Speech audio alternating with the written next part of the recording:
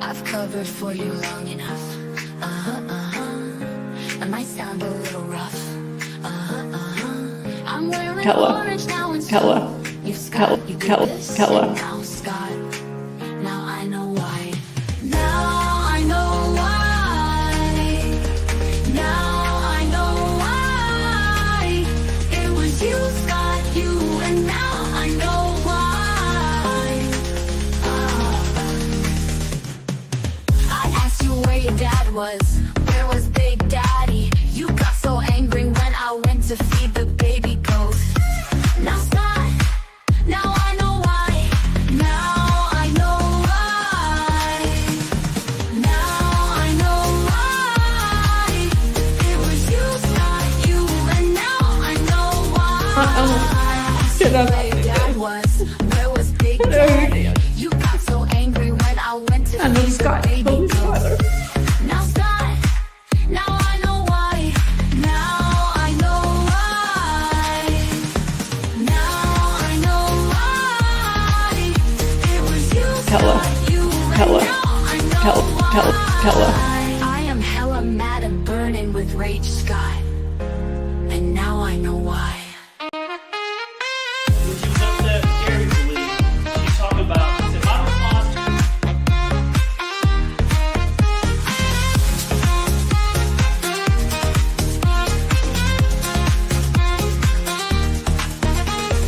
I am hella mad and burning with rage, Scott, and now I know why. Now I know why. Now I know why. It was you, Scott, you, and now I know why. Now I know why. It was you, Scott, you, and now I know why. I am hella mad and burning with rage, Scott, and now I know why.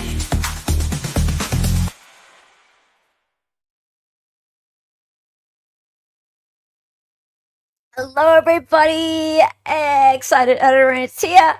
My name's Hella and we are back with Melody Farris Flipped. We are watching the trial again. We've had a bit of a break from this, but by popular demand, we are back.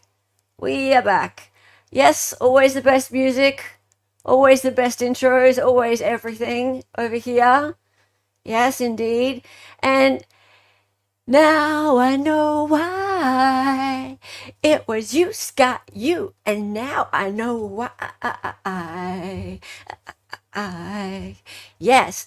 Maddie B, I got to figure out what AI app peeps are using to make these songs. I hired a band. I'm so insulted. AI. Dear me. Guilty and narcissist. Everybody is a narcissist. Everybody. Narcissists in chat. Raise your hand. Get out your narcissist emojis. Everybody. Everybody go. Yes, JC. Who probably had help? Who are you talking about? One of the survivors swore there was someone else there. I don't know who you're talking about. We need a Judge Fleischer song. Maybe Ilya's going to have to hire a band then. I love this song too. I know. Okay, let's get into it. So it was a little while ago that we watched this. It was last year. It was last year. And we're partway through the testimony of the good son. When I say the good son, he was still a bit of a rat bag. And that would be Chris. So Chris, man-child, Chris was still on direct. And we might get to his cross-examination today. I think we will. So we're going to get back into that. Factual liars here. Narcissist. You are such a narcissist. Factual lie. He's watching a John Gary dog. Okay, fair. We'll call here somewhere. Oh, hello. How are you? to see you. Evie with the baby goats. Indeed. Now remember, we have our super chat / member gifting challenge going on, and every time we get to 25 gifted memberships, we get a new Melody emoji. We have 2 so far. We've got a, what is it? 7-Up? No, Mountain Dew. We've got a Mountain Dew can, and we have a baby goat. How far away are we from our next one? Let's just see. I've got it on. Where we are. We are 8 memberships away from the next Melody emoji. And thank you, contributors, especially John and Evie were the last contributors. So thank you very much. And I really should count super chats as well. So, because I noticed that Nick Starro, he does this. He says every time there's 25 gifted memberships or up to $50 in super chats. So what I did was I put a goal up there. You can see there's a little goal, 0 out of 10 up there at the top of chat. So if we get 10 super chats of $5 or more, then we hit the little goal and we get a Melody emoji. Or if we get 25 gifted memberships. I'm so bad at math. So I'll just add them all up, and if we get up to the $50 or the 25 gifted membership mark, then we're there. And chat gets to choose what the Melody emoji is, of course. Alrighty. Also, you can buy me a coffee. I'll add that in as well. So that's up in the, if you have a look in the what's pinned at the top, there is a link there for buying me a coffee. Thank you everyone who's become a supporter on Buy Me a Coffee already. That's really nice of you, because coffee is life, and this is empty. It's empty. Alrighty, let's get into it. Let's get into it. Big Daddy. Chris is a bit scum. Yeah. Hey, KLF, how are you? Good to see you, mate. You got distracted by a cat. That's a really good thing to get distracted by. That's fair enough. Okay, so here we are, ready to get into the testimony for today. Now, I will be redirecting over to Nick Starro later, because there is a memorial stream for Jeff, Legal Vices.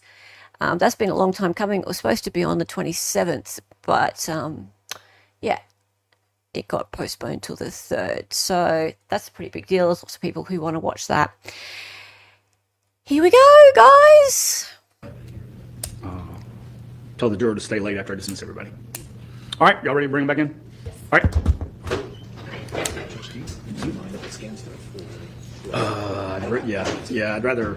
I'd rather you go downstairs if you need to do that. Okay. Everybody is a little soft-spoken today. Everybody's soft-spoken. Oh, look. Oh, wow. That's a bit of a sad look. Oh. Oh, what was that? Oh, he's having a cry.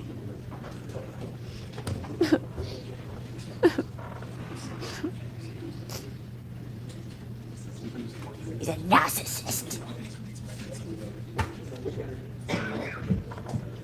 Yeah, I think he's a narcissist too, Evie.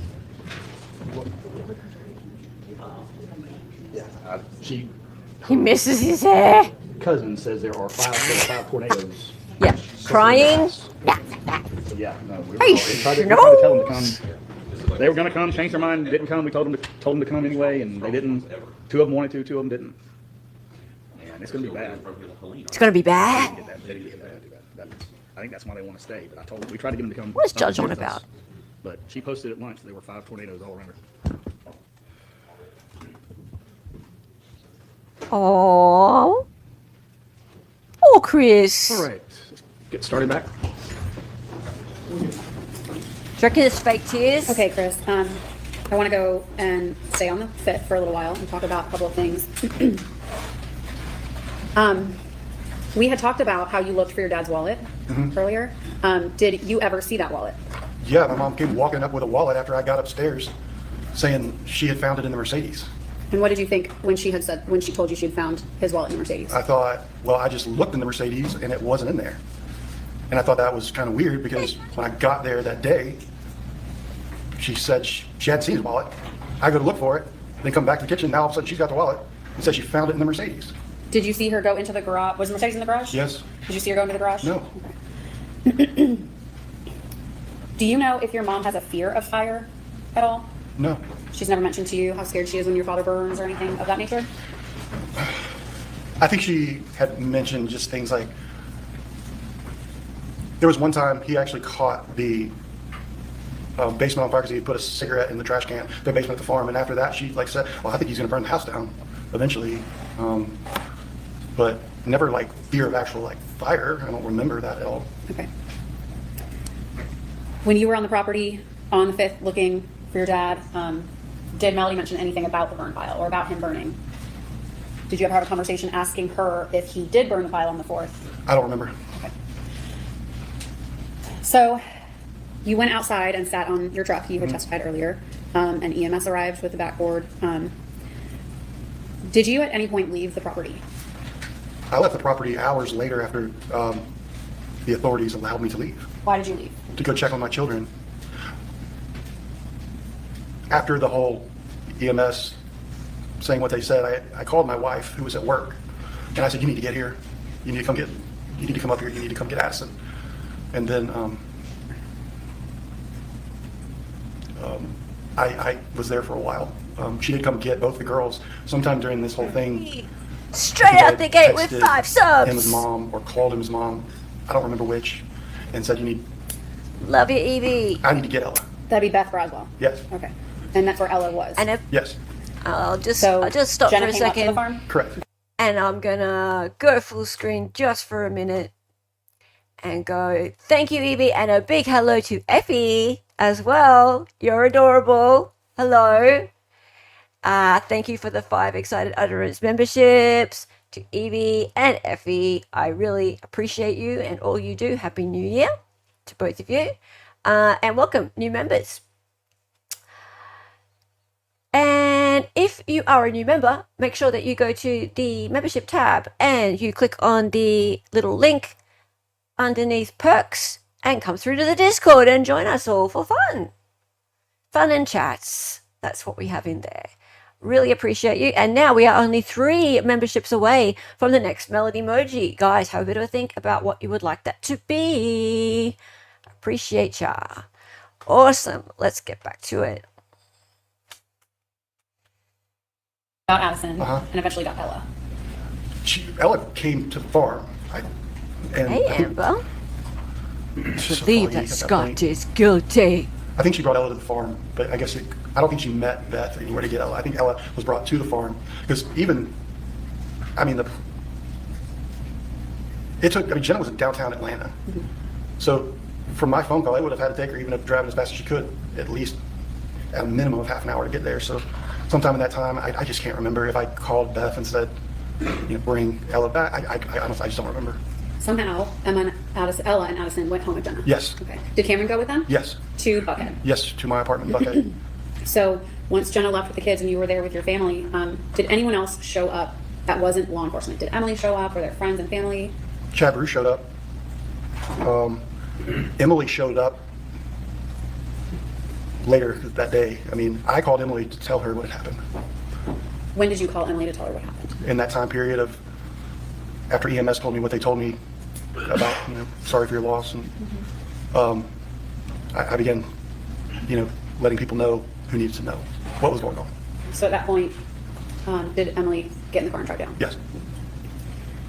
So while law enforcement was at your house, everybody arrived, lights, all that, did you and Scott talk? I don't remember. Did he mention anything about a gun? Yeah. When was that? Right about that time after EMS was the first to arrive. So my brother was out talking about it, and I heard him say something about he saw a gun in the basement, something about, sometime before all this happened, and about he was having to get a remote control, or something like that. And It wasn't to you, it was to someone else. I don't think Scott and I sat down and had a conversation one-on-one. Okay. I think I was just hearing what he was saying. Okay. Yeah. And you caught that information. Did you think that was weird? Yeah. Why did you think that was weird? Because I just thought it was weird. Like, there's a gun in the basement, and I don't know. I just thought it just didn't make a lot of nothing made sense to me at the time. But I just remember that, like, thinking that, well, that's strange. You know, I don't really remember what made me think that. At this point, what did you think happened to your father? I was going through scenarios in my head, you know, like how I didn't know what happened. I just knew what I had just seen, what was happening, what was going on, and I'm trying to figure out, running through scenarios in my head, like how in the world, like I thought, like, could he have had a medical thing? You know, I thought maybe he fell in the fire, maybe, and that's where my head was at that point. Amber, I tend to agree with you. Chris's testimony is very strange. He's acting really erratic, and his recollection of all of this it's odd. Like he's sort of like the way he recalls things like the potential poisoning of the dad a couple months earlier. That was clearly trying to incriminate his mother, right? And then saying things like, his mum said that she found the wallet in the car, but I never saw her go to the car. And just corroborating things that his brother said, and it being all very weird. Yeah, you might be right. You might be right that they're in on it. And yeah, they both had things to gain from it. He just doesn't, he's not coming off as very genuine, is he? He's just not. I'm super sus on him. And looks like Ilya T-Bone is here. Yes. Hello. Hi. How are you? Good. How are you? Good. We're catching up. Good. Evie says, she said, Mum, I haven't seen you watch the Aussie Lady lately. Really? If he wasn't here for the song, she's at a friend's house. You can play her the little thing later, because I said hello to Effie. I love Effie. Effie's the sweetest. My daughter's a little jealous of Effie. I said, this is what a good child looks like. Did you talk to law enforcement on scene? I did. Do you remember who it was that you spoke with? Well, specifically law enforcement, the only time really anybody asked me about like what was going on at the time was when I sat down with, and I apologize, it could be Lieutenant, I don't know, police That's ranks, okay. and Kaikanal or something like that. He's the one who interviewed me first Okay, where was that? in his police vehicle, On scene? on scene. At the farm? Correct. How long did you talk with him? Do you remember? Oh, honestly, it could have been 15 minutes, it could have been an hour, I don't remember. At that point, did you think anyone else had been involved in your father's death? I don't remember specifically. What? I remember our conversation kind of had me thinking maybe that was the case, because he said, well, Chris, you know, things like this happen. You know, we assume foul play until we know it's not. Okay? So when he said that to me, he then asked me, is your parents, not quoting him, paraphrasing, something about how was your parents' marriage? How was their relationship? And I told him. You told him the truth. Told him the truth. At that point in time, how much, if anything, did you know about Rusty Barton? I knew a lot about Rusty Barton at the time. What was it that you knew about him? Well, I knew he had come to my sister's wedding. When was that? Dancing. It was in July of 2016, and at the reception he was dancing with my mother. And then the next morning, my brother, myself, Jenna, and my father went to Jonathan's Sports Grill in Franklin, Tennessee, Cool Springs, and we had brunch, breakfast, whatever you want to call it. And my dad was very upset. Very upset about what he had seen at that reception, about my mom dancing with Rusty. And he told me, he's like, this is the last time she's going to embarrass me like that. Did you learn Well, if maybe your it mom had was. multiple cell phones? Yes? How did you learn about that? My kids told me. Did you ever see her with multiple cell phones? No. So when you were around your mom, you saw that hers had just had one phone. And your daughters mentioned she had a second phone. Is that? Yeah, and my dad. And your dad? Yep. In what context did your dad inform you of the cell phone? I don't remember. I just remember him saying something about it. But I don't remember the context of it. In your family, when conflicts would arise, like the Ted Wiley situation, would you all talk about it together or talk things out? How did issues like that settle in your family? They were never settled. We didn't talk about those kind of things. Just kind of swept it under the rug. I mean, when my dad told me about that she was coming home from, I mean, I know where I was. I know where I was parked having the conversation with him. I'll never forget it. He told me she's coming home and you need to accept her back. And I don't know. I mean, Did your dad love your mom? oh, very much so. You could see that. Oh, absolutely. Is that why he stayed with her? Yes. Who was that? So going back to the 5th, you talked to detective at the time, Kuykendall, in his patrol car. Yep. After that, did you speak with law enforcement again? No, I left after that. I wanted to go check on my children. I just wanted to get to my kids. And did you check with someone Yeah. about leaving? Oh, they had my car blocked in they moved the police car so I could leave. What did you do when you left? I went home. And what did you do when you got home? I went home and I hugged my kids.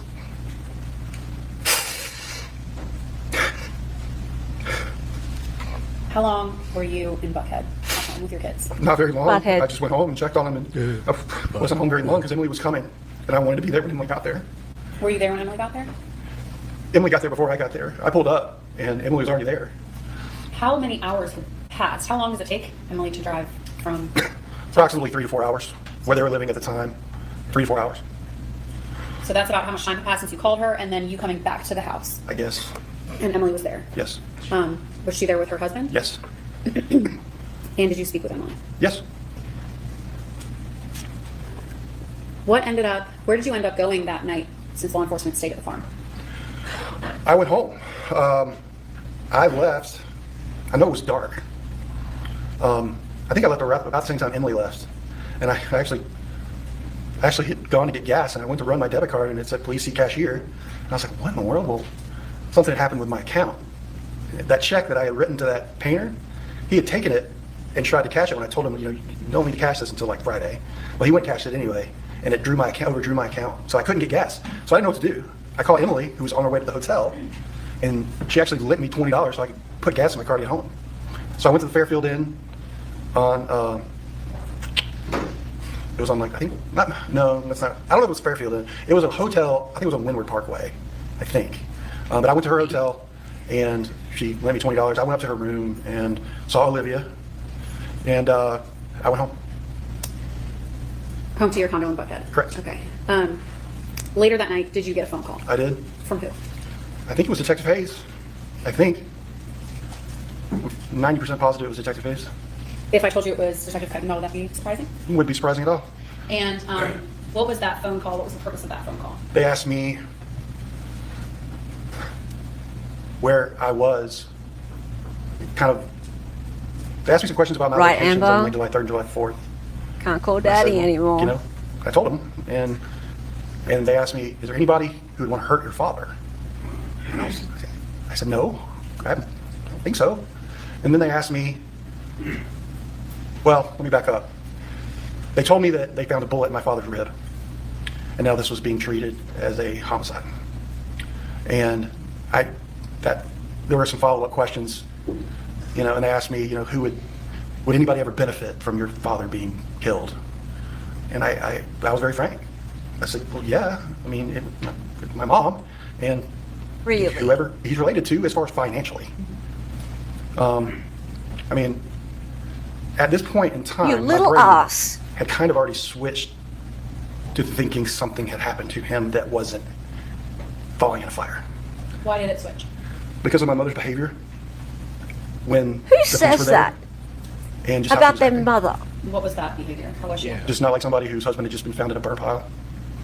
When I was walking to my truck with the detective, my mother walked up and she asked him, she said, "Are y'all about done here?" And he said, "Well, ma'am, we're not, no. He said, "Well, my granddaughter needs to stay here tonight." And he said, "Well, ma'am, we're not really done." And I said, "Mama, Emily's got a hotel room she's going to be fine. This is before I left to go back to Erica. Buckhead. She's going to be fine. And she said, my daughter will stay here if I say so, or something like that. And I was like, I was shocked. And I was angry. I'm getting yelled at. My father's just been found dead. I'm getting yelled at by her. I remember I had my tailgate down. I remember slamming my tailgate. The guy moved the car and I left. I was beyond words, angry and frustrated, and just, I was all over the place mentally. And it just didn't seem, something was off. And so that. So when you heard about the bullet in his rib, what was going on in your head? I just remember crying. Like after I got off the phone with him, I just sat on the couch and me and Jenna just cried together. Hey, Rachel. That's all I remember. Did your mom say anything about money to you that night? She had asked me, she had told me that I needed to cancel the condo to the beach. The night on the 5th? Yes, well, either the afternoon, it was still daylight. I don't remember exactly when it was, but she told me you need to cancel that condo to the beach. And what did you think about that? I thought, that's what you're worried about right now? And I told her, I was like, well, I didn't book the condo to the beach. You know, I ended up a few days later canceling it because I was able to find out, I think my father had emailed me the confirmation, and I was able to get the information. But at the time, that was at least, in my mind, it's like, why are we even talking about this? Which was, another reason that I was starting to think something was wrong. So you get a phone call from Detective yeah. Craigwell the night he tells you about the bullet, and he asked you if your dad had any enemies, things of that nature. Do you know anybody that not really would benefit from it, but that would want him dead? No. Would Scott have benefited Just my mom. from his death? I mean, could Just have. her. Oh, she's pissed. Financially, Yeah. I I mean, wish all she the could kids talk. How It's so? so annoying. there's children. What does that mean? That means if if somebody has money and they pass away, it can go to their wife, their kids, whoever. Did Thank you you, end half up speaking with Irish. law enforcement in the days Make shortly Ozzy after? awake again. Not shortly after, no. Okay. And why was that? The following day, which would have been the 6th, my mother was still being questioned. My brother and my mother were still being questioned. I guess they had taken them to a local precinct, maybe. At this time, we were in. Oh, sorry. Frantic Okay. So, chaos mode. Amber. And- Right. I want to hear what he said, because, Amber, you reckon that he said something that they would only know.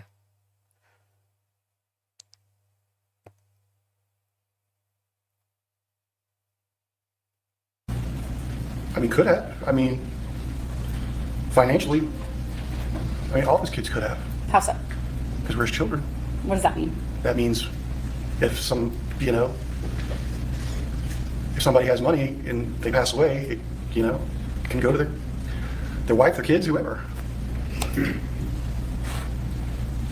Did you end up speaking with law enforcement in the days shortly after? Not shortly after, no. Okay. And why was that? The following day, which would have been the 6th, my mother was still being questioned. My brother and my mother were still being questioned. I guess they had taken them to a local precinct, maybe. At this time, we were in frantic chaos mode. And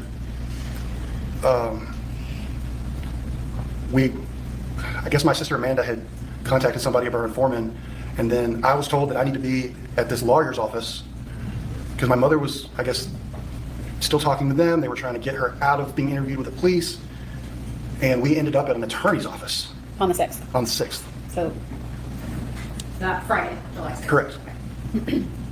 And why did that keep you from talking to law enforcement?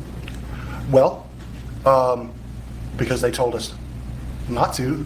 Manny Aurora was the name of the lawyer, the attorney. He told us, he said, if you say anything to the police, they're going to arrest you, your mother, and your brother if you say anything to them.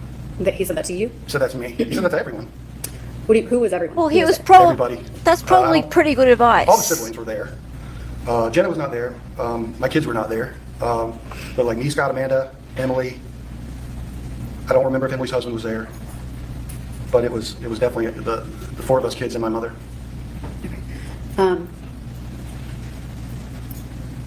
And so they instructed you not to talk to law enforcement. Correct. And Yeah. what did you think of that? I thought it was strange. Oh, come on. I just wanted to find out what happened to my dad, you know? Like, I just wanted to know. And I remember getting kind of frustrated and probably voiced my opinion about... This is shit testimony. It was an effort by Manny Aurora to convince us that if we said anything, he told us that the police were probably lying about him being shot. And he was just like, you need to shut up or you're going to go to prison for this. And I'm thinking, I had nothing to do with this. Why do I need to stop talking? So what? Right? I- Just I did. because. I agreed. I said, okay. I said, This is making me fine. mad. Okay, so prosecutor is getting this guy to say on the stand that it is odd that his mother got a lawyer and the lawyer sat down with all of them and she included them. Right? So she just didn't get a lawyer for herself. She got a lawyer for all of them. And the lawyer said, hey, don't just talk to the cops because the cops will fit you up. Right? And so now the prosecutor's getting him on the stand to say, oh, but that was odd because I didn't do anything and I just want to find out what happened to my dad. Yeah. Right? And because the jury's going to sit there and go, yeah, you're right. If you were innocent, you would have just talked to the cops. Yeah, your mom, she must have been guilty to go get a lawyer. No, the mum was smart. Yeah. This is shit. Right? This is shit. Mum did the right thing. And she was trying to protect you guys as well. Yep. So this goes and proves to me that she either didn't do it or she didn't believe that they did it either. Right? Because she didn't have anything against them. She was trying to help them. Very She true. was trying to help them, right? She helped them to get a lawyer. She saw that they needed it because, like, I don't know, maybe she watches YouTube lawyers or something. Maybe she just knows that when there's a homicide investigation, that they look at the family, Yeah. right? And just because you didn't do it doesn't mean they're not going to charge you with it. Yep. Right? So both her and Scott at this point are being investigated.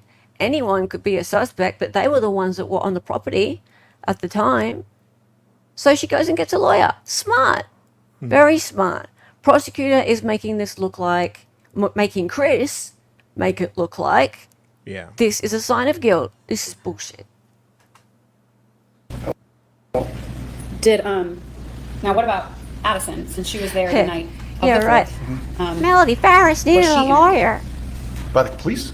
Right. Or, By the police. We'll start with the police. Was she going to be by the police? no, I think Jenna had, I can't remember Jenna, I don't think Jenna had gotten there before it, Yes, she has a huge it's head. just so cloudy to me, like when people got there, but no, they did not talk to Addison that Was day. she eventually forensically interviewed? Yes. Okay. They took her cell phone, Law enforcement. yes. Okay. Yeah, you're right. They should object to That was a that. big deal. That was a very big deal. She was very upset about it. So she was eventually forensically interviewed, and you know that to mean what? When, I mean, they flew down, this was over a year later. This was August of 2019, and Kendall Lee, their mother, my ex-wife, flew down with them, and we went to the, I think it was Ann Crawford Children's Center.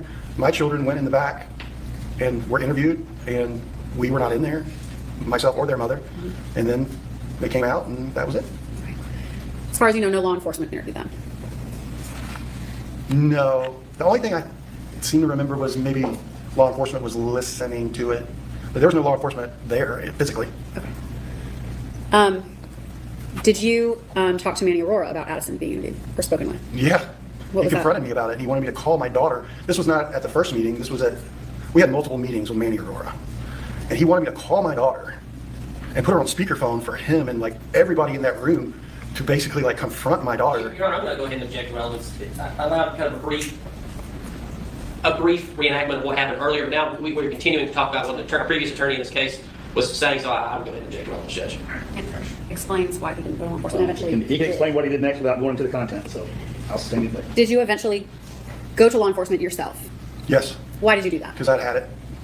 I was done with, I didn't like the way that was going with her attorneys. And so, and I was just wanted to know what happened, and I just felt compelled to help find out. Did anyone go with you? My brother, Scott. Oh, Do you remember about how long after your father's remains were found did you go voluntarily with your brother to talk to law enforcement? I don't remember the day, I don't remember the date. Was it more than 10 days after? I don't remember. If 'Cause I I went- had told you it was July 26th, would that sound accurate to you? It could. What I'm trying to think, because I went to Maine, and that meeting was either right before or right after it. So if it was July 26th, it would have been, I believe, right after I got back from Maine. Okay. You went to Maine to see your daughters? Yeah, I had to get out at this time. So you sat down with, what law enforcement officers did you sit down with when you and Scott spoke with them? For sure, Detective Hayes, and a couple other ones. I think Kaikano might have been there, but I can't be sure. There were people coming in and out. It was a lengthy interview. It was officers coming in and out.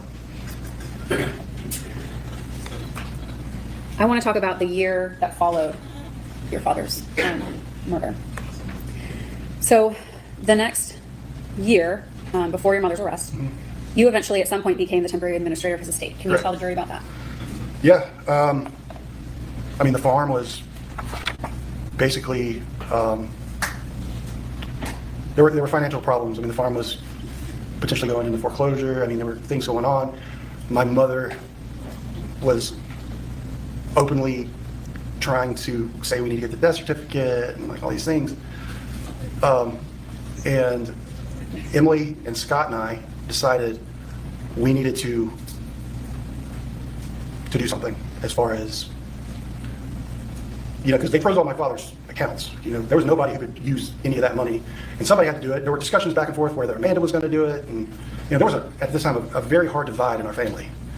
And What was that divide? well, tell us about that. Who was divided? my brother Scott, my sister Emily, and I on one side, and my mother and Amanda on the other. My mother was not living, but still had kind of a relationship with Amanda. What created the divide? Well,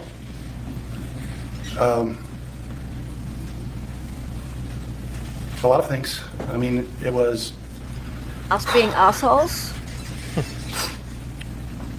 my mother was very much so telling us that we needed to help support her, that we needed to give her money because my father had supported us and given us money all these years, and that we needed to, in turn, give her money to speak of my Hey, situation. Rebel. And I just had my suspicions that she had something to do with this. So there was a divide in the family.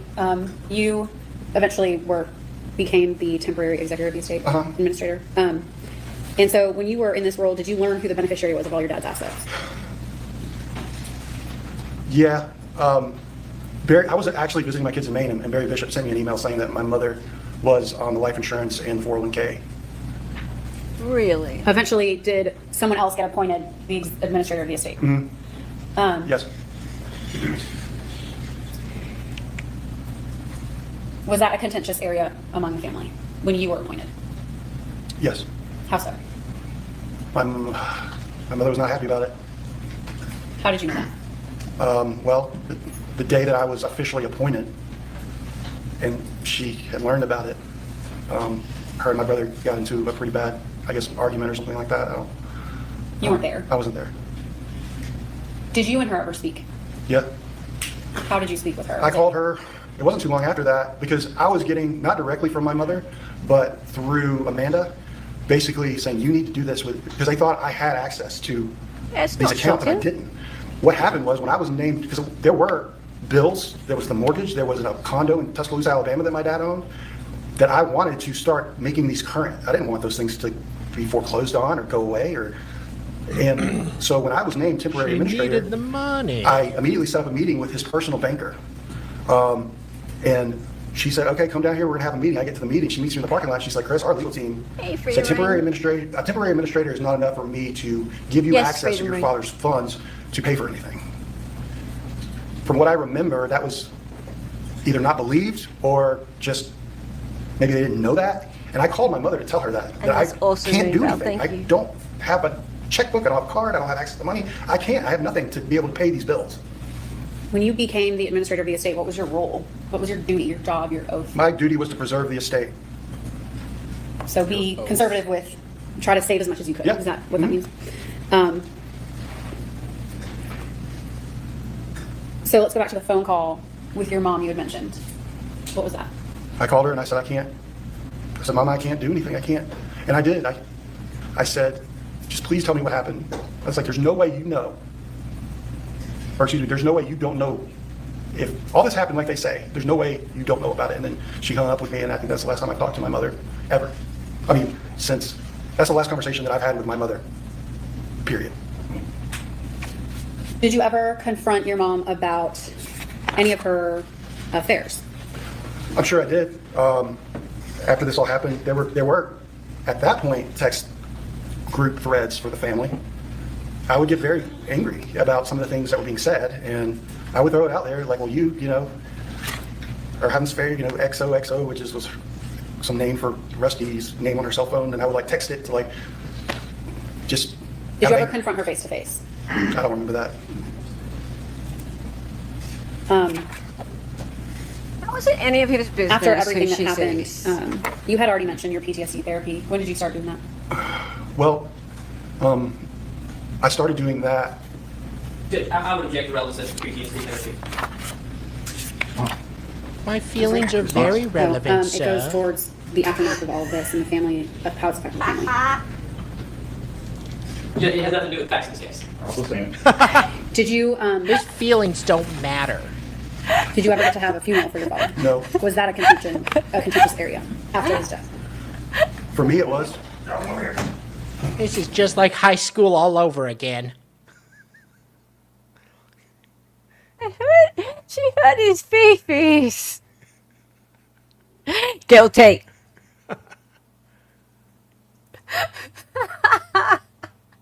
Moonbell with the $10 thank you. super sticker. Thank you. Junior thanks you. Junior thanks you too.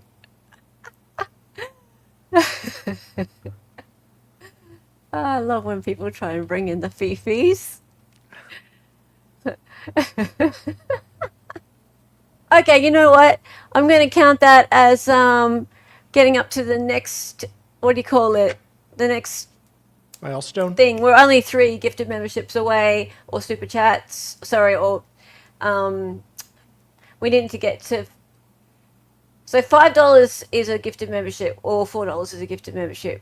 So that's close enough to 3 gifted memberships. So, guys, what are we going to do for the next Melody Emoji? What are we going to do? And that is a cute sticker, by the way, Moonbell. That's super sweet. Thank you for that. What are we going to have for the next Melody Emoji, everyone? Let's decide. why don't we have witness step out too? Yeah. We need one.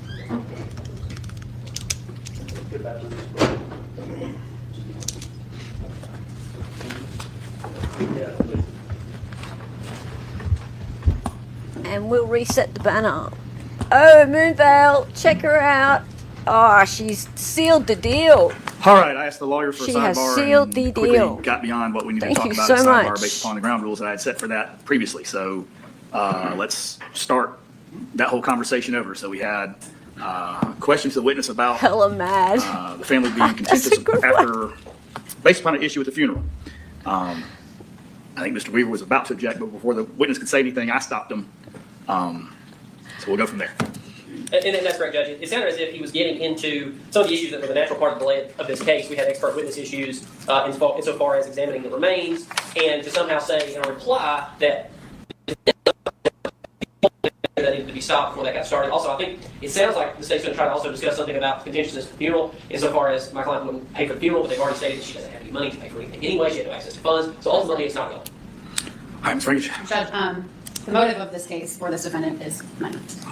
The fight and the argument that I'm wanting to get through the witness is that shortly after his death, this is well before Ms. Farris's arrest, well before the defendant's arrest, before the remains and the release of the remains even became an issue. The family met at a funeral home to plan a funeral. The package that Emily had picked out, the defendant did not want to spend that much money on. There is a call that we are going to play later on, a recorded call with Rusty Barton, where she talks about, why do you need a funeral? There's nothing left, basically. So it loops back to the motive. Right. And Here's the problem. When you ask him about him being upset about not being able to have a funeral, he's not going to just want to talk about what you're wanting to talk to him about. He's going to want to talk to about the fact that, as far as I know, they've never had a funeral because the remains were at the crime lab for ever, and then COVID, and so longer, and then expert witnesses need to work on the remains, and then we had an expert witness die, and then we had another expert witness, and all the other issues that have come up over the course of the trial that have led to the delay. Now, if y'all want to craft some kind of explanation for all that we can give the jury, I'm happy to do that, but he's going to go into all that other stuff, and there's nothing you're going to be able to do to stop him from doing it. Now, you can instruct him, and when he goes outside the specific instance at the funeral home that you want to talk to him about, I'm going to call him down in front of the jury, and I don't want to have to do that. What? So if y'all can contain your witness to He just had that no conversation, funeral. and those issues, that'll be fine. But I don't think that's going to happen. Okay, Judge. All right. Judge, can you just have 1 second? Well, that's shit. Poor Big Daddy. Yeah. Couldn't even have a little funeral for Big Daddy? Well, you did have a cremation. True. Okay.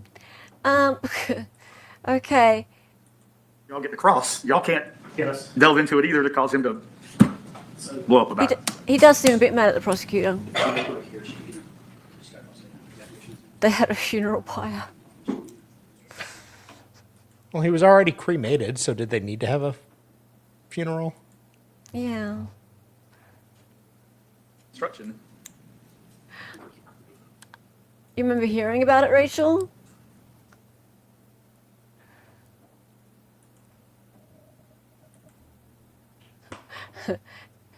Hella's on line one. I've got them on speed dial. Nobody Judge, I think you may have liked waited. Daddy. All right. Based on the course instructions. We just maybe Yes, just a Judge. little. That's fine. I'll just ask very specific questions. All right. And allow some lead. They had a Yeah, that's family barbecue. All right. We'll take 5 minutes.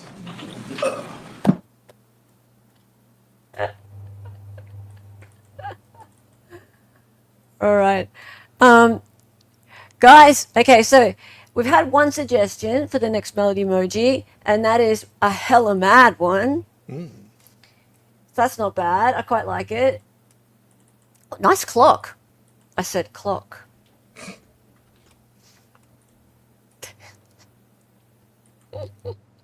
You like clocks, don't you, Ilya? Oh, yeah. Wait. Yeah. Clocks. Look at it going by so fast. Bloop, bloop, bloop, bloop, bloop, bloop, bloop, bloop. Boop, boop, boop, boop. Okay, let's see. Judge, he wants to let the witness use that instruction. Okay. Yeah, let's Look. talk to them before. I'll talk to him before we dismiss him for the day too, and then we'll deal with their other jurisdiction. Oh, well, look at this dude with the bow tie. Wait, Let's talk to them Look, before. look, I'll talk to bow them tie- before we bow dismiss tie him for who? the day too, and then Check we'll him out. deal is that the with court their other- reporter? Oh, check him out.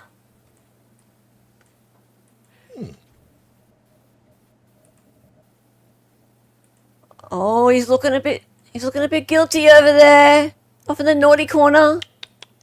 Oh, and Mum's not happy. Not happy. Record? Not happy, Jen. All right, Mr. Farris. Moonbow knows what I'm talking about. I'm gonna let the prosecutors talk to you about this area of questioning they want to go into next with you.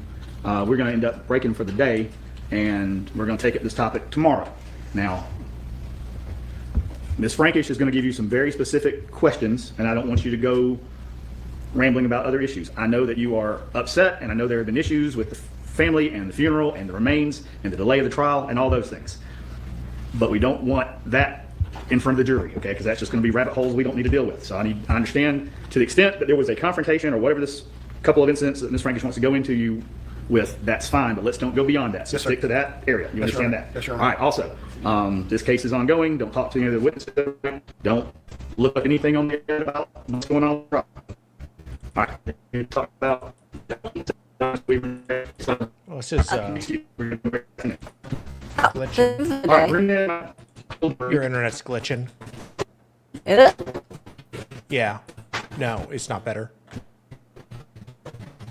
Done anything. Um, Okay. Well, give me a sec, because I Okay. get the big one anyway. All right, because I gotta go on the next day anyway. All right. So, You're lagging too. okay, can you just give me a just Okay. Just Take your time. It's all calm. right. calm the farm, mate? Okay. Mate, Jeez. would you mind please helping me for a second? Why? Oh, yeah. Okay, so that is day 3. Would you mind finding me, please, day 4, whilst I fix my internet? Sure. Thank you. So you want day 4? Sorry, guys, in chat. Won't be a minute. It'll be 2.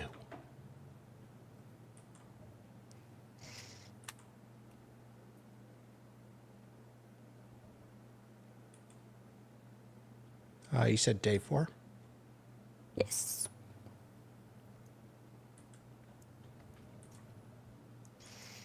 Got it. Am I back? Yeah. Cool. Send it to you. All right. Okay, let's see if this goes okay. Let's see how goes it. If I had my back against the wall of the house, Oh, wow. Oh, no. We got Scott. That's later. Hold your hats, guys.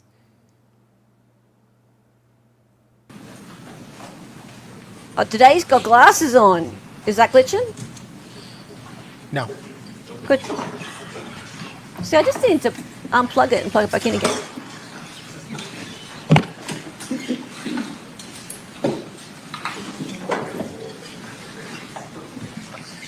Calm your tits, darling.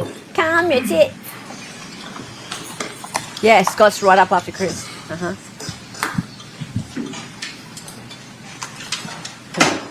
But we're T-Pain.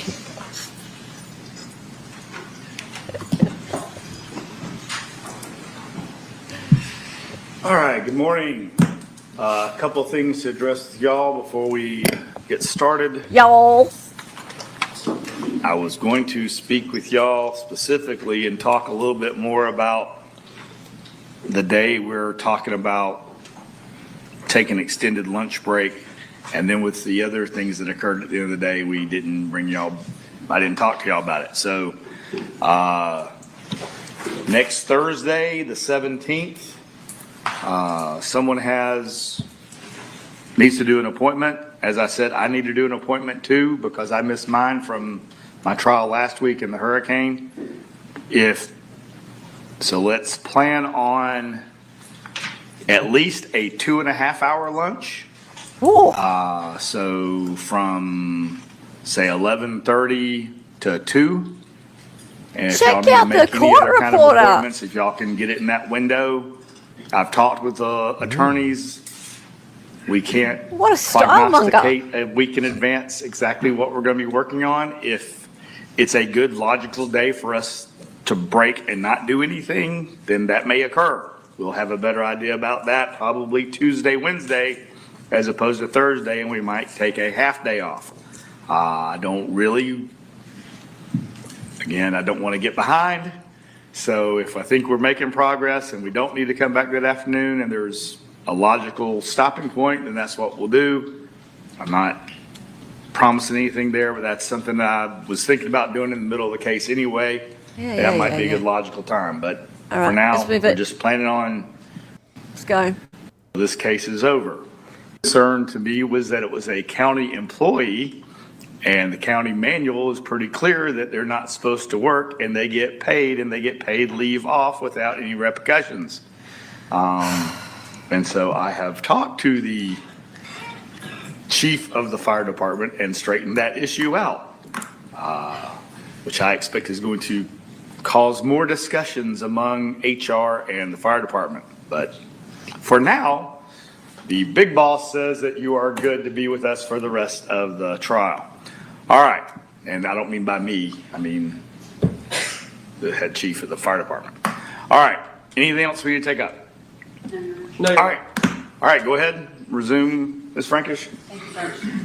I cannot believe what the court reporter is wearing. Okay. If anybody else's boss needs a call from me, I will be happy to do it.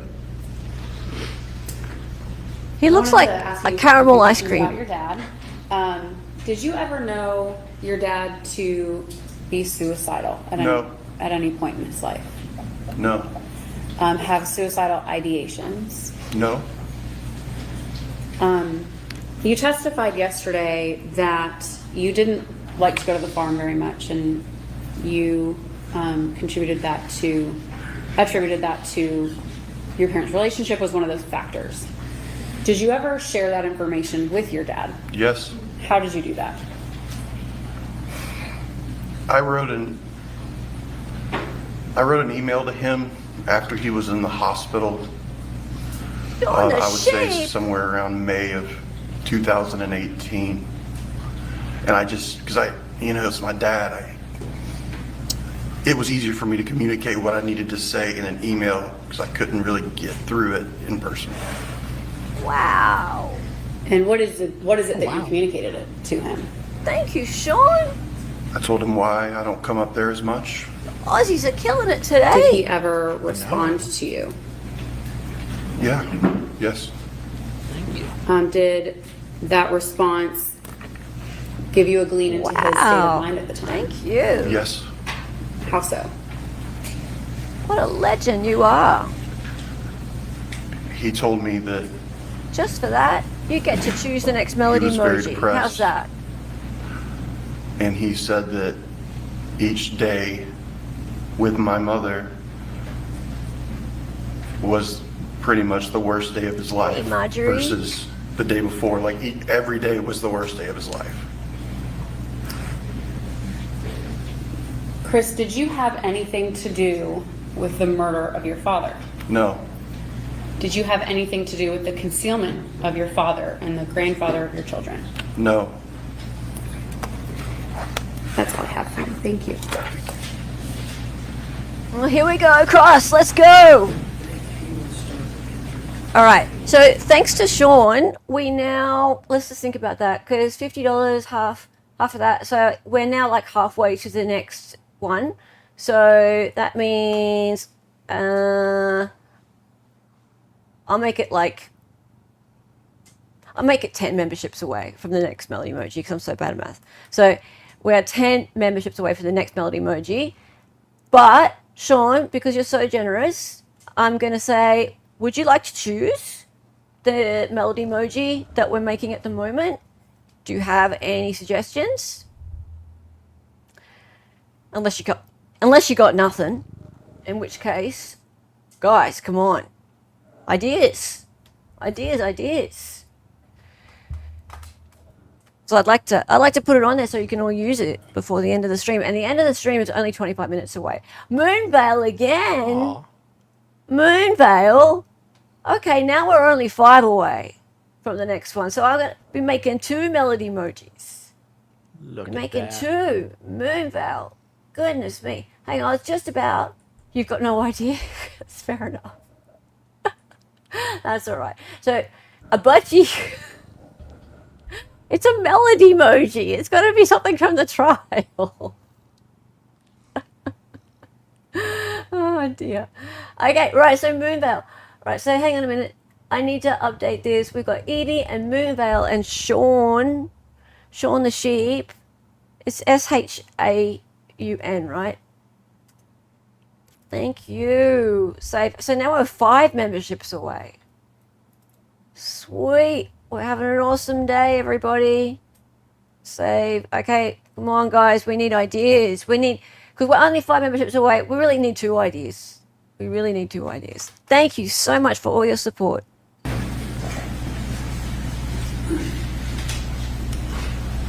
A butthole emoji. And Your Honor, it might be best to go ahead and turn the TV on. I'm going to kind of go back and forth between the Elmo That's fine. and the computer, The Elmo. but maybe start with the Elmo. All right.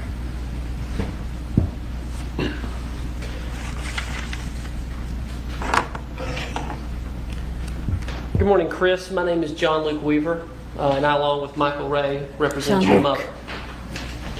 I want to go back and you spoke at length about a lot of things yesterday, but I want to go into more detail on some of them. And first, I want to go kind of back to your childhood and more of the family dynamics between the brothers and the sisters growing up. So you're the oldest. You were born in 1979 or 1980? 1980. 1980. And then who was born second? My brother Scott. John, do you Okay, track what year them? was he born? Wasn't it 1983. Kubota? All right. And then what about Emily? Emily was born, I believe, in, Tractor? would have been, I think 1989, I believe. I believe so. Okay. What about Amanda? She was born basically a year and a half later, so it would have had to have been 1990. It could have been 1988, 1989, or 1989, 1990. I should probably know that. So maybe your sister Amanda was born in You 89, probably should know that. and Emily was born in 88 or 87? Possibly. Okay. All right. So you grew up in Hoover for the most part? Correct. And let's talk a little bit about the personalities of the kids growing up. So Tractor. how would I'm down you for say your Tractor. personality was? How about, well, it's always, self-introspection is also often a very tough thing to do. So I'll ask you last. How about Amanda's growing up? Introvert, extrovert? Was she funny, not funny? Things like that. Very outgoing and great personality, very funny. All right. What about Emily? Emily was, I think, a little bit more reserved, but very smart, very witty, and just very, very kind. Okay. And how about Scott? Scott was Murderer. just a lot of fun Narcissist. to have his little brother. He just a sweet soul. All right. What about, so how did everybody do in school? Sean. I did fairly well. I had my moments when I could have done better. My brother Well, that's had it. a few I'll issues. make that the last one. I'm not sure what that was. I wasn't, in the part of those discussions, but I think it was maybe some learning difficulties type thing, possibly. But I don't really know. My sisters both, We are from what dead. I understand, Thank you, what I Sean. remember, did very well in school. All right. And what about behavioral? Do you growing think up? your brother Who was killed Big Daddy? well-behaved and maybe less well behaved. We were all very well behaved. Who was the one Never got in that trouble? killed small got in animals trouble. for fun? Anybody have temper, any anger issues? Never. No, Not at all growing up. I don't remember that. No. You don't remember your brother having any anger issues Thank and a you, short temper as a Sean. child? No. Okay. Do you remember? Scratch that. So you moved to Atlanta in 95? Correct. Alpharetta, roughly. Yes, sir. All right. And tell me what you remember about that move.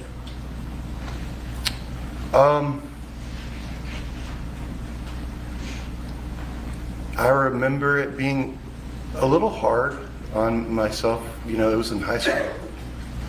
But I was very excited. I loved Atlanta. I loved the Braves. I loved visiting Atlanta. So the move itself was very smooth. It was exciting. We were moving to a new home, and my dad was moving up in his career, and I remember being a good time.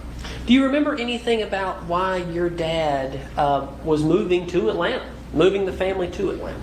Because of his career. Right, but why? Why was your dad, do you know why your dad was chosen to open the Burn Foreman branch in Atlanta? Did you know any of that from your experience as a teenager? I know my father was a very brilliant attorney and a very smart man and very good at his job. Did he volunteer? Did you just, in your experience? You don't know? I don't know. And that's fine. Now, talking about your kind of, yesterday you mentioned that everything kind of prior to about 2008 was good with the family. I think that's the way you would have described it.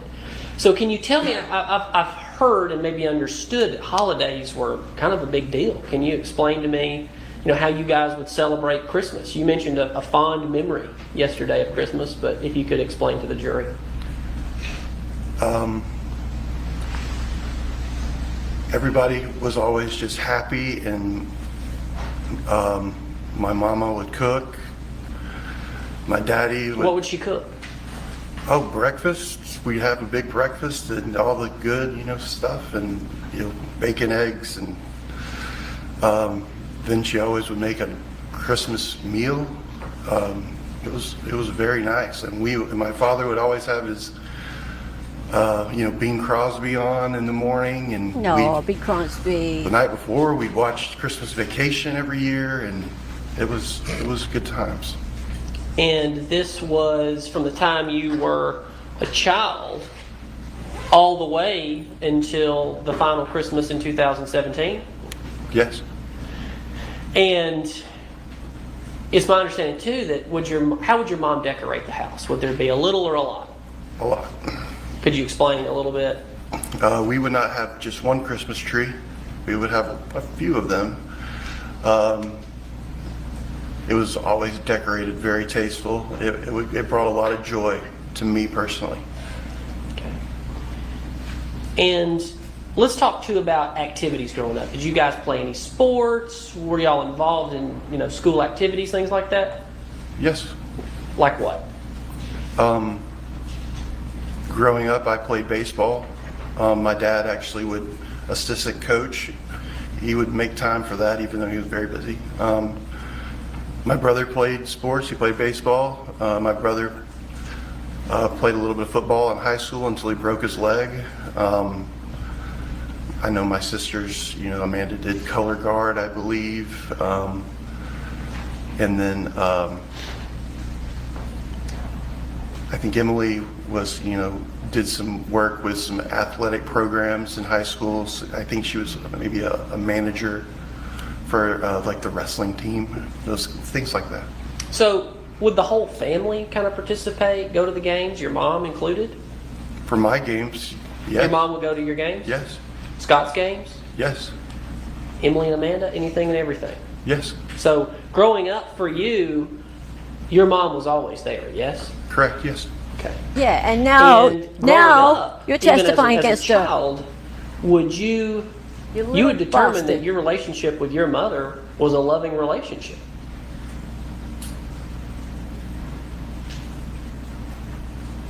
Take your time. Take your time. Think about it. Think about what you're saying. True. She carried you for 9 months. And she changed you would your also nappies. describe your relationship between your mother and your brother Scott as a loving relationship. I would describe it as a loving relationship. And with Emily as well. Yes. Yes. And Amanda. Yes. And your father. Yes.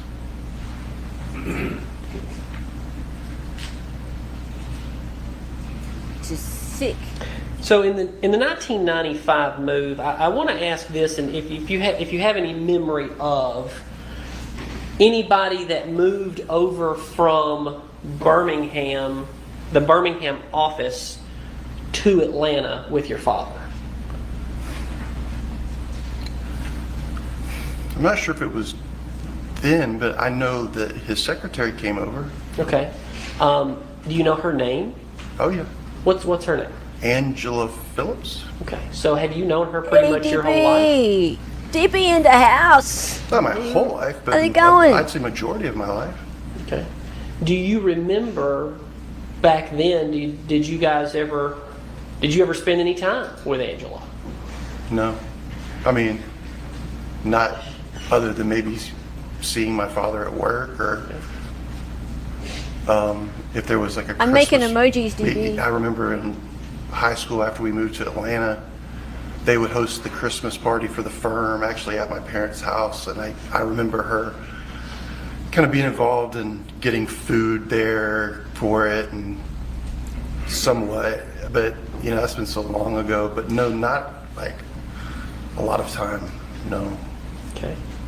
So I'm going to ask this question, and I just want you to kind of tell me when you found out. But yesterday you testified that you started knowing there were troubles with your parents' marriage in the fall of 2008. And I believe it was an incident where you thought something was just kind of weird with Ted Wiley. Yeah. Who? And that is his name, right? Yes. Okay. But were you aware in the 90s that your father was in a relationship with Angela Phillips? No, When did you become aware of that? I never became aware of that. Do you believe that to be true or not? I don't believe it to be true, but I don't know. I mean, You don't know that she's made a statement to detectives in this case that she had an affair with your father? no. Oh, damn. So let's move into kind of the mid-2000s. Let's talk about where everybody, as we've moved into adulthood, you're in your early mid-20s, and then your younger sisters are still kind of in their teens, and your brother, he's also in his mid-20s. Let's talk about where everybody went in their lives. So where did you go, and what kind of work did you move into? And when did you get married? I got married in June 2004 to Kendall Lee. She was pregnant, and we moved to Maine. I She eventually was pregnant. What line of work were you in at the time? here or in Maine. Either one, both. When I went to Maine, I actually worked for LL Bean. I worked as in their returns processing center as I don't even remember really what it was, but like a technician, Ella kind of like Bean? processing returns. We had a team, and this is a catalog company, you know, and so there's a lot of mail order. So when people return things, we process them, that kind of thing. Okay. So I do want to kind of go back in time. So this is about 2004, so you'd be about 24-ish by that point. But let's go back in time more towards 1998, 1999. That would have been you when you went to college, yes? Correct. All right. And you went to the University of Alabama? Yes. Did you graduate? No, sir. All right. Why not? Why not? Oh, shit. I didn't do as well as I should have, and basically, eventually, my parents told me I need to come home. Okay. I also, It was your father who told you to come home, yes? I don't remember which one, but I mean, he would have. Felt it. I assume so. Well, I'm asking for your memory. When he told you, could you tell he was disappointed in you? Oh, yes. And how did you know that? I don't remember specifically. I Okay. just kind of remember the feeling of that, you know, dealing with that. Feeling of my how father's did you deal with that? disappointment in me, I'm used which to made that. me feel like murdering him. I don't know. I know that I wanted to strive to improve myself. Oh, really? How's that go? That's kind of how I remember dealing with it. When I became a father, and I wanted to, you know,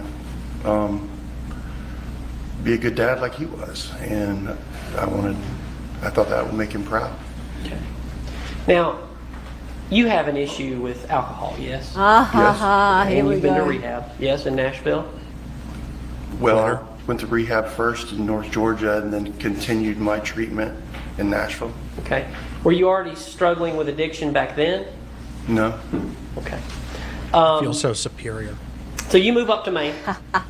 and worked for LL Bean. How long were you up there? Right at 3 years. So from 04 to 07. Mm-hmm. And why did you come back in 07? My wife and I had made the decision to move back to Atlanta. Try And this is Kendall Lee, not Jenna, correct? Right, Kendall Lee. In the process of that move,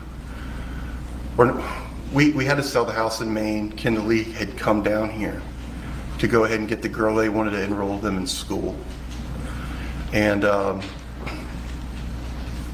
that was kind of a, I'd have to say from memory, maybe 6-week period of time when I was in Maine. She was down here, maybe a little less than that. It's hard to remember. During that time, my grandmother actually suffered, I believe, a heart attack and had to have open heart surgery. This was about 2007. Correct. And let me stop you right there real quick, because you brought that up, your grandmother. She had a number of years, and she subsequently passed, correct? Correct. And this is your mother's mother. Mm-hmm. What was her name? Kay Walker. Kay Walker, okay. So Miss Walker, she had a heart attack, had heart surgery in about 2007, 2008. You mentioned earlier yesterday that your mother would go and stay gone kind of in the late 2000s for months at a time. But it's in fact true that she wasn't up there with Ted Wiley. She was with her mother, who was very sick.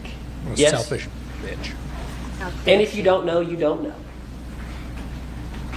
I think both can be the answer to that question. Wow. Both is your answer? Mm-hmm. Okay. But I'm also sure with her mother. caring for her sick Yes. mother really raised her sex drive. All right, so going back to, you moved down here 2008 with your wife. Go ahead. What an asshole. During that period of time, I think our relationship kind of fell apart. And when Kendall Lee was in Atlanta and I was still in Maine, she told me she wanted a divorce. I got in my car. I drove to Atlanta. And she ended up going back to Maine, I think the day after I got finally, it's a 2-day drive. So I got to Atlanta and Well, she really didn't want anything to do with you. I stayed You in drove Atlanta down to Atlanta. She to- then went up to Maine. My The second whole you plan got was there. to come to Atlanta to work to begin with, to provide for my family better. And so hoping She really needed to be at We least 6 states away from could you. still move to Atlanta and fix the marriage, I stayed in Atlanta. One state isn't Okay, enough. so you stayed, and then she left. Correct. And that was 2009? That was 2007. That's still 2000. Okay. All right, so now moving on to where everybody else was of the siblings. So Scott, he's the next youngest, next oldest, I mean. What was he doing in the mid-2000s? Where was he working? Where was he living? Scott was living with my parents. For work, I don't remember what he was doing. Was he between jobs? Would that be fair to say? Well, he would have jobs. I mean, he was a very skilled mechanic. So I remember him working at some car repair places, and remember him working at a car dealership. But these are the jobs before he joined the Army. Okay, and that would have been about 2007. Do you know?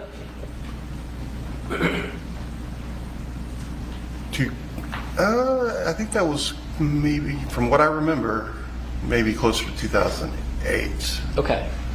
So he would have been about, what, 25 at that point? Oops, sorry. If he was born in 1983? Mm-hmm. Yes. So a little later, going into the military. Yeah. Did your, can you remember, did your father show any disappointment in Scott Yes. prior to 2008 as far as not going to college, things like that? No, What about being between jobs? never said anything to me about it. He didn't say anything to you. Okay. Did Scott ever say anything to you about he felt like a failure or anything like that? No. Really Did didn't you give a ever shit hear him about me. say to you No. that he felt like going into the military was his second chance? He finally put it together in his life at that point. I never heard him say second chance. I know he was very excited to join the military. Okay. gave him purpose for the first time. You ever hear him say anything like that? Would you describe your relationship with your brother? You gave a number of interviews for this case, and I believe in one of the interviews you said that you have become closer after this happened. Yes. Oh, So right. back Because then, after plotting how together. much did you and your brother actually talk?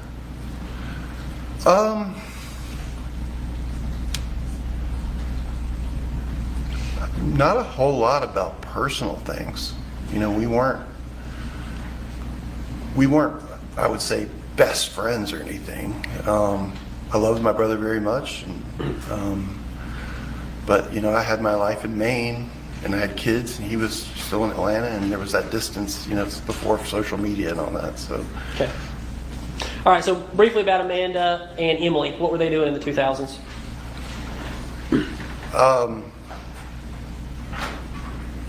College. Emily was at Alabama. We bonded over patricide. And she graduated. She did, yeah. And there was actually a condo that was Brought us bought together. by your mother and your father for her in Tuscaloosa. Yes. Okay. And did Amanda stay there too, or how did that work? Amanda didn't go to Alabama. Okay, where'd she go? I think she went to Georgia Southern. Yeah, she went to Georgia Southern first, and then was there, I think, for half a year or a year before she came back home. Okay. And that condo in Tuscaloosa, the family held on to that all the way until Tuscaloosa. 2019, 2020, 2020? Tuscaloosa. I think it would have been 2019. And that would have been when you were the executor, correct? Got it. And you were unable to keep that property. You lost that property, yes? Yeah, Okay. Private You weren't jet. able to manage the finances of that property. I had no access to money. All right. Shouldn't have killed my let's go back dad. to Ted I mean- Wiley. What, Oops. you knew him Sorry, I from didn't mean to dating say that. your father's sister. For how long before? Like, say, 2008? I don't know the exact number of years, but it was for a long time. 10 years, 5 years, 3 years? It was over 10 years. Okay. So was there any animosity there between your sister and your mother regarding any allegations of an affair? Between my sister and my mother? Yeah. Not your sister. Your father's sister. I'm sorry, I misspoke. What? Did you ever notice any troubles there? No. Okay. So it was a clean break between Ted Wiley and your aunt? I don't know. Don't know. Okay. So what, if anything, did you ever know about this relationship with Ted Wiley and your mother? What you actually knew? I knew what I saw, what I described in my testimony yesterday. Other than that, My father communicated things to me, and my brother communicated things to me. Scott? Yes. What did Scott tell you? Well, during that time, Scott was up there. Hopefully not a 'cause virus. Scott was helping, fix my grandmother's house and helping take care of my grandmother. So he was spending a lot of time there too. And All right. he would just say, it's just kind of weird. Ted just seems very flirtatious with link. Mama. Thank you. Things like that. Okay. So I want to talk about, it sounds like between 2008, 2010, your parents were going through some marital troubles at that time. I would say so. Fair to say. And you would agree with me. You've been married twice, correct? Yes, sir. You would agree to me that Third time's a a charm. husband and a wife have equal ownership of everything in a marriage. No. You gotta say yes. You can't just shake your head. I agree with that statement. Okay. So Did he shake his head? yesterday you mentioned something to the effect of your mother Unless it's my whore took out ex-wife. a They were swinging. $50,000 HELOC It's a on the polycule. Sorry. in Alpharetta. Do you I remember did that? mention- Yes, sir. Okay. love That's it. something that brought your father some frustration, yes? Yes. Okay, but they're Aaron talking was about down in getting a Georgia. divorce, yes? I don't remember the timing of if the divorce stuff. I believe the divorce stuff happened after that. But you don't know? I don't know. Okay. And so it's reasonable. Guys, that we somebody should who have has equal ownership 2 new of a home emojis there now. could go take out a HELOC in the home. for things like hiring an attorney, finding her own house. Might need to press things of refresh. that nature. Those are normal things, yes? I guess so. Okay. Okie dokie. I want to move forward now to We need to call it because it is time to redirect over to the Jeff Memorial stream. You know, we'll pick this up maybe tomorrow, probably more like Monday, because we have Here Safer Days on Sunday, and I need to prepare for that. We have a tractor. Indeed, we have a tractor. We also have, hang on a minute. If I refresh, I have to refresh mine.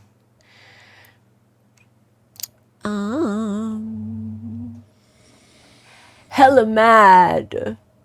I might redo that one. It's not as legible as I'd like it to be. Yeah. But yes, we have a hella mad as well.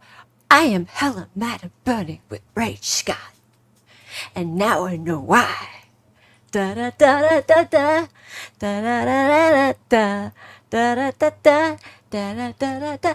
Thank you. Yeah, hello. The yellow is hard to read. Yeah, I'll redo that one. That's fine. Cool. Thank you, everybody. Thank you so much for the gift of memberships, super chats, super stickers, everything. Really appreciate that, guys. Much appreciated. So we've got Evie, Moonvale again, Sean, Moonvale again, Sean again. Really appreciate it. That's really nice of you. Thank you. My Aussie friends and Evie, obviously. So repeat offenders there. Really being there for the channel. Much appreciated. And yeah, this is a fun trial to watch in our spare time. Sorry it's been a bit since we've caught back up on it, but you know, it's one of those things. It's not like the verdict's going to change. Not like it's going anywhere. Nah.